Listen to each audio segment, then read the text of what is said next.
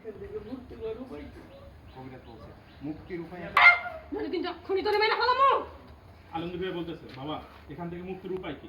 কবিরাজ বলতেছে মুক্তির উপায় তো সহজ না রে, অনেক কাঠখড় পোড়াইতে হবে তোদেরকে, এ কোনো সাধারণ জিনিস না। না এই বাবা আপনার যেটা ভালো মনে হয় সেটা করেন। আমি তো তার ঘর ছেড়ে চলে যেতে হবো। বাবা বলতেছে তোরা তো এমনি জিনভূত নিয়ে আমি করি খেলা, এই দেখ ওকে কি করি।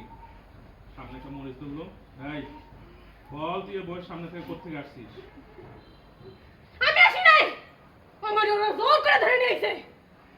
ওরা না হয় না বুঝে নিয়ে আসছে, কিন্তু তুই বুঝলি তো তুই কেন আসলি? আমি কইলাম না আমি আসি নাই, আমার জোর করে ধরে আনছে। তুই কি আমার তুই কি আমার চিনস? আগে কখনো দেখছিস? কে তুই?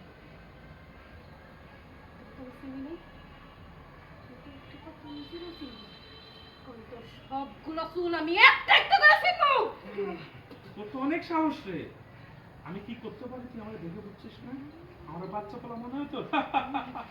এখন হাসপাতালে রাখি তুই আমার কিচ্ছু করতে পারবি না, জানার প্রতি আমার কোনো মায়া নেই। আমি হ্যাঁ হাসপাতাল ও হাসছে ও লাউড হাসতে আসতে তুই আমার কিচ্ছু করতে অ্যাকশন। তোরা আমার কিচ্ছু করতে পারবি না। আমার জানের উপর আমার কোনো মায়া নাই। ওই দিক থেকে তেমন হাসতেছে এখন